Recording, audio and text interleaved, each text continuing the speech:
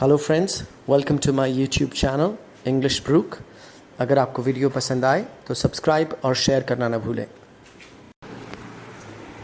Hello students, आज का हमारा टॉपिक है क्लास 10th की इंग्लिश के बुक फर्स्ट फ्लाइट का फर्स्ट चैप्टर, जिसका नाम है अ लेटर टू गॉड, यानी कि भगवान के नाम एक पत्र। ये बड़ी इंटरेस्टिंग कहानी है स्टूडेंट्स। इस कहानी में जो मेन लीड है, जिसका नाम है लेंचो, वो एक पहाड़ी पर रहता है। उसका घर है उस पहाड़ी पर और वो अपनी फैमिली के साथ, अपने बच्चों और अपनी वाइफ के साथ वहाँ रहता है।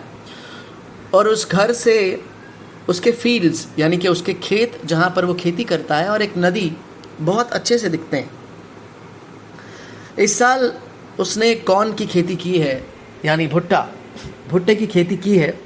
और अब उसके खेतों को सिर्फ एक चीज़ की ज़रूरत है, वो है एक डाउनपोर, यानी कि बारिश। अगर बारिश हो जाती है तो इस साल बहुत अच्छी फसल होगी, और वो यही उम्मीद लगाए बैठा है। और इसी उम्मीद में वो सुबह से आसमान की तरफ देख रहा है।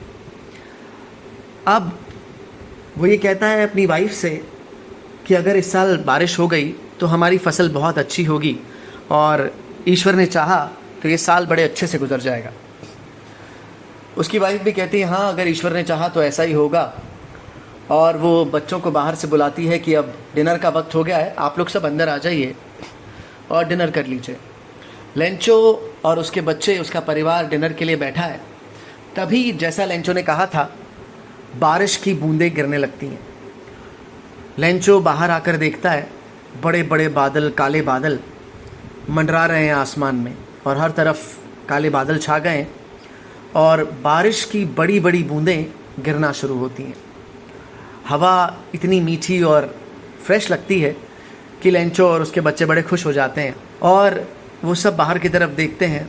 और तब लेंचो बड़ी खुशी से ये कहता है कि ये जो बारिश की बूंदें आसमान से गिर रही हैं ना, ये असल में बारिश की बूंदें नहीं हैं, ये नए सिक्के हैं जो बारिश की बूंदों की फॉर्म में आसमान से गिर रहे हैं। वो ऐसा इसलिए कहता है कि अगर बारिश ठीक से होती है और अच्छी फसल होती है तो उस फसल को बेचकर वो अच्छे पैसे कमाएगा, और इसलिए वो उन बूंदों को उन सिक्कों से कंपेयर करता है। जो कि बड़ी बड़ी बूंदें हैं वो 10 सेंट पीसेस हैं, और जो छोटी बूंदें हैं वो 5 सेंट पीसेस हैं। और बड़े सेटिस्फाइड एक्सप्रेशन से वो अपनी फील्ड को देख रहा है कि बारिश हो रही है और इस साल बहुत अच्छा रिज़ल्ट आने वाला है, मेरी फसल बहुत अच्छी होगी।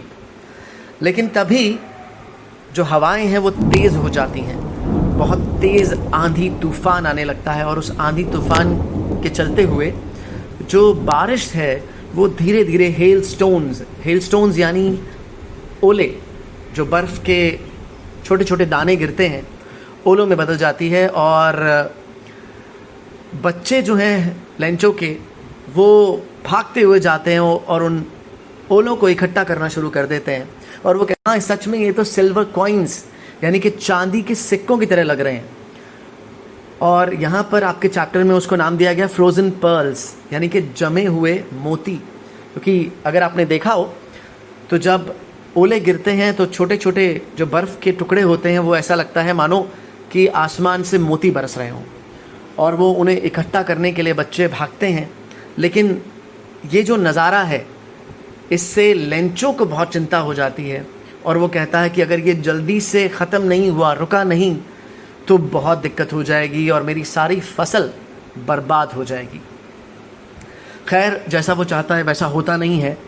बारिश और ओले जमकर बरसते हैं तकरीबन 1 घंटे तक, और उसके बाद जो उसका कॉर्न फील्ड है, जो भुट्टे का उसकी जो खेती है, वो पूरी तरह बर्बाद हो जाती है। और ऐसा लगता है कि पूरी की पूरी वैली को, उस पूरी वादी को हेल ने ढक दिया है, बर्फ़ ने ढक दिया है, जैसे कि सफ़ेद चादर हो नमक की।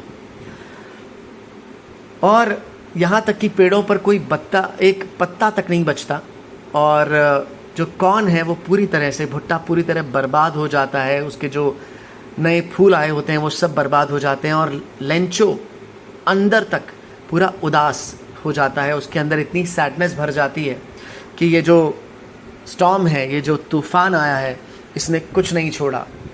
वो अपने बच्चों के साथ अपने खेतों के बीचों बीच खड़ा है और कहता है कि अगर कोई कीड़ों का अटैक, कोई लोकस्ट भी आ जाते, यानी कि वो कीड़े जो बड़े बड़े झुंड में चलते हैं, अगर वो भी आते तो इससे ज़्यादा छोड़ देते। इस हेल स्टॉर्म ने, इसने कुछ नहीं छोड़ा, कुछ नहीं बचा, और इस साल कोई भुट्टा पैदा नहीं होगा, इस खेती में कुछ नहीं हमें मिलेगा।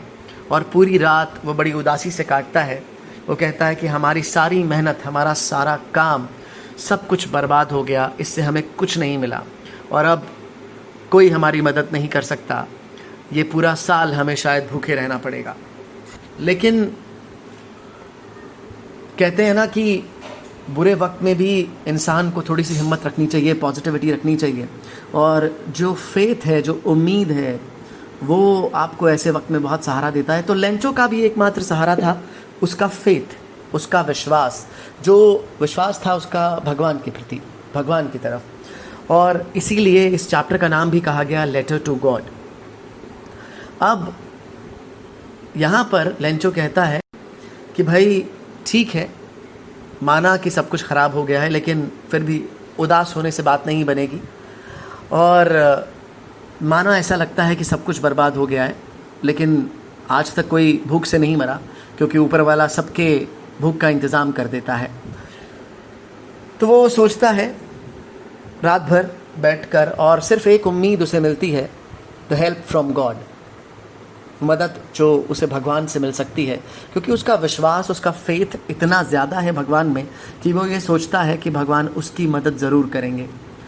और तब वो डिसाइड करता है, अब मैं एक चिट्ठी लिखूँगा भगवान के नाम, अ लेटर टू गॉड, जिसमें मैं अपनी सारी दास्तान, अपनी सारी मजबूरी, अपनी सारी परेशानी लिख डालूँगा, और मुझे कंफर्म यकीन है मुझे कि भगवान मेरी मदद ज़रूर करेंगे। तो अगले दिन सुबह, संडे का दिन था, वो सुबह सुबह निकल जाता है और लेटर लिखता है, और शहर में जाके वो लेटर लिख के उसे वो एक मेल में डालता है। वो लेटर में लिखता क्या है? वो लिखता है, गॉड, भगवान, अगर आपने मेरी मदद नहीं की तो मैं और मेरा परिवार इस पूरा साल भूखे रह जाएंगे, और इस साल को गुजारने के लिए ठीक ठाक से मुझे तकरीबन 100 पीसोज़ की ज़रूरत है, जिससे मैं अपना गुजारा भी कर लूँ और अपनी खेती में दोबारा से बीज बो पाऊँ, ताकि नई जो फसल आए वो ठीक से आ जाए, क्योंकि इस साल हेल स्टॉर्म ने मेरी सारी फसल बर्बाद कर दी है। अब भगवान को चिट्ठी लिख तो दी और उसे लिफाफे में डाला, एनवेलप में डाला। भगवान का पता तो किसी को पता नहीं है, पर यहाँ पर देखिए इस आदमी का फेथ इतना ज़्यादा है लेंचो का, कि वो उस एनवेलप पर, उस लिफाफे पर लिखता है टू गॉड, यानी ये पत्र भगवान के नाम, और उसे लेटर बॉक्स में जाके डाल देता है। ठीक है जी। अब उस पर एक स्टैम्प लगाता है पोस्ट ऑफिस से लेके, और उसे मेल बॉक्स में, लेटर बॉक्स में डाल देता है। अब अगले दिन पोस्टमैन जो काम करता है, एक एम्प्लॉय है और पोस्ट ऑफिस में हेल्प करता है, वो उस मेल बॉक्स से उस चिट्ठी को निकालता है और जाकर सीधा हंसते हुए, मजाक बनाते हुए, जो वहाँ का बॉस है, पोस्टमास्टर, उसके पास ले जाता है और बोलता है, सर देखिए किसी ने क्या मजाक किया है, एक चिट्ठी लिखी है, वो भी भगवान के नाम। ऐसी चिट्ठी मैंने कभी अपने पूरे करियर में नहीं देखी। जो पोस्टमास्टर है थोड़ा मोटा मजाकिया सा इंसान है, वो भी हंसने लगता है, मजाक उड़ाता है कि यार ऐसे भी कुछ लोग होते हैं क्या। लेकिन फिर वो कहता है कि भाई पर इस यकीन की मुझे दाद देनी पड़ेगी, कोई इतना विश्वास रखता है खुदा में, और वो खुद भी भगवान पर यकीन रखता है। तो कहता है कि चलो ठीक है, मुझे बड़ा अच्छा लगा ये सुन के कि भाई किसी आदमी में इतना भरोसा, इतना यकीन है खुदा पे, भगवान पे, कि उसने एक चिट्ठी लिख दी है।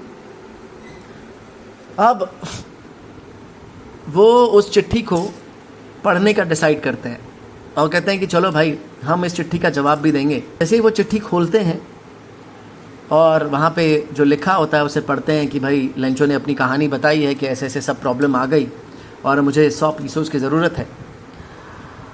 अब पोस्ट मास्टर यहाँ थोड़ा सीरियस हो जाते हैं और उन्हें समझ में आता है कि भाई इस लेटर का जवाब तो देना पड़ेगा। यहाँ पर सिर्फ गुडविल और इंक और पेपर से काम नहीं चलेगा, यानी कि सिर्फ एक लेटर को लिख देने से काम नहीं चलेगा, क्योंकि जिस इंसान ने इतना विश्वास दिखाया है उसे कुछ पैसों की ज़रूरत है। वो सिर्फ एक जवाब एक्सपेक्ट नहीं कर रहा है खुदा से, ऊपर वाले से, भगवान से, वो एक्सपेक्ट कर रहा है फाइनेंशियल मदद, पैसों से कुछ हेल्प। तो वो डिसाइड करते हैं कि भाई यहाँ पे थोड़ी चैरिटी उन्हें करनी पड़ेगी, थोड़ी मदद करनी पड़ेगी, और वो डिसाइड करते हैं कि वो खुद थोड़ी बहुत पैसे इकट्ठे करेंगे अपनी सैलरी से और उनके जो एम्प्लॉयज़ हैं उनसे। अब वो सबसे, अपने दोस्तों से और एम्प्लॉयज़ से, इन सबसे बात करते हैं, और खैर 100 के 100 पीसों इकट्ठे नहीं हो पाते, लेकिन मतलब आधे से थोड़ा ज़्यादा वो कर पाते हैं, लेकिन 100 पीसों तक नहीं पहुंच पाते।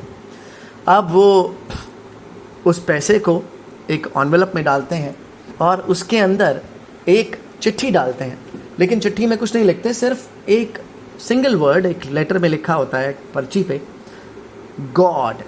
यानी कि जो लेटर है वो गॉड की तरफ से आया है, यानी कि ये पैसे जो हैं वो गॉड की तरफ से आए हैं। अब जी अगले संडे लेंचो, क्योंकि उसका विश्वास इतना ज़्यादा है कि उसकी चिट्ठी का जवाब भगवान अवश्य देंगे, वो पहुंच जाता है। अब पोस्टमैन देख लेते हैं कि जी लेंचो साहब आए हैं, तो वो उस चिट्ठी को लेकर खुद उसके पास जाते हैं और कहते हैं कि लो जी पोस्टमैन साहब। अब पोस्ट मास्टर जो है वो देख रहा होता है दूर से कि हाँ जी क्या हो रहा है। अब वो लेंचो जो है वो उस चिट्ठी को लेता है, और पोस्ट मास्टर, क्योंकि उन्हें लगता है कि भाई उन्होंने बड़ा अच्छा काम किया है, किसी गरीब आदमी की ज़रूरत के वक्त में मदद की है, तो उन्हें बड़ी कंटेंटमेंट, बड़ी ब्लिस, बड़ा सेटिस्फैक्शन फील होता है कि हाँ मैंने एक अच्छा काम किया है। और लेंचो का एक्सप्रेशन ऐसा होता है कि मानो उसे ज़रा भी सरप्राइज़ नहीं हुआ, ज़रा भी हैरानी नहीं हुई कि उसकी चिट्ठी के जवाब में पैसे आए हैं। जैसे कि वो जानता है कि भगवान जो है पक्का उसके लिए पैसों का अरेंजमेंट कर दिया है उन्होंने, और पैसे भेज देंगे। लेकिन जैसे ही वो पैसे काउंट करता है अब काउंट करते ही उसका दिमाग ख़राब हो जाता है, उसे गुस्सा आ जाता है।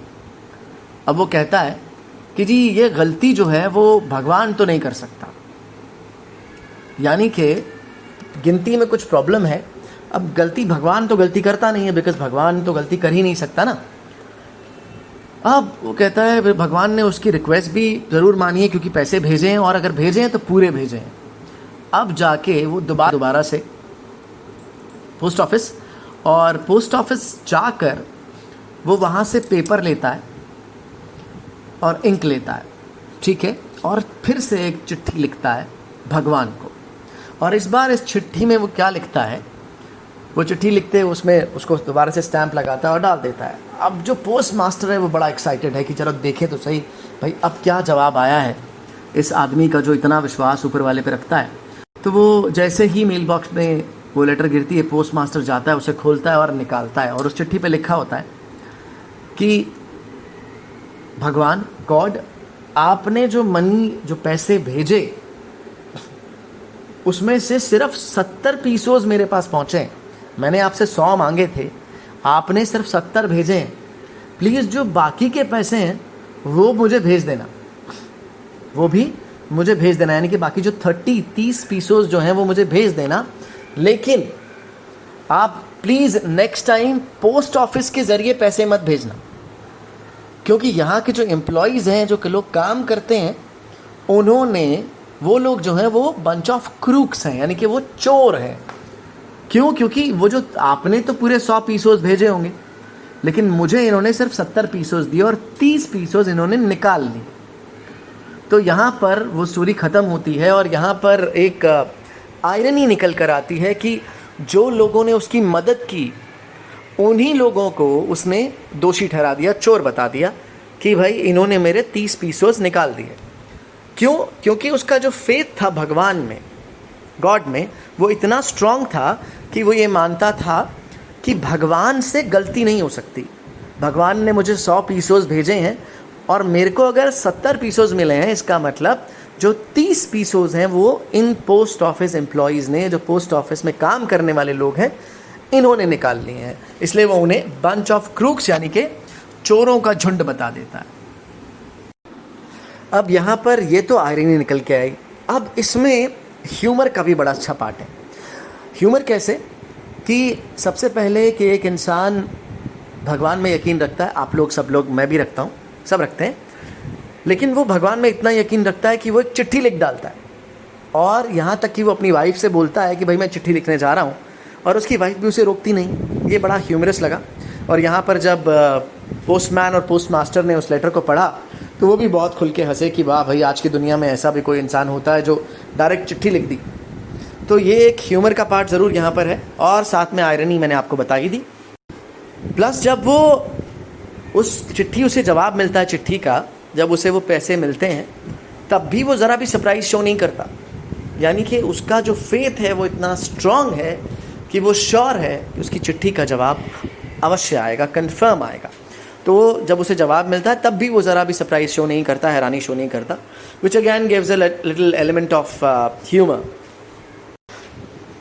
यहाँ पर लेंचो ने गॉड को to a certain extent personify भी कर दिया है, जैसे कि वो कोई इंसान हो जिसे उसने चिट्ठी लिखी, कोई दोस्त या कोई उसका रिश्तेदार हो जिसने उसे चिट्ठी लिखी और उसे जवाब मिल गया। ठीक है।